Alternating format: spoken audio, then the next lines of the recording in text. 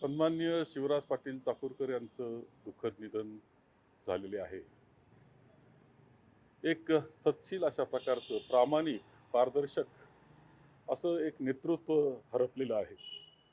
देशातील लोकशाहीला ताकद देण्याचं काम त्यांनी केलं. काँग्रेसच्या विचारसरणीचा पाठिंबा दिला आणि तिला पुढे नेण्याचं काम त्यांनी केलं. ज्या पदावर त्यांनी काम केलं, ते राज्य पातळीला असेल किंवा देश पातळीला, केंद्रीय पातळीला असेल, ते अत्यंत सुंदर पद्धतीचं काम असंच त्यांचं वर्णन करावं लागेल. तर ते विधानसभेचे अध्यक्ष होते, लोकसभेचे अध्यक्ष ते राहिले, देशाचे गृहमंत्री राहिले.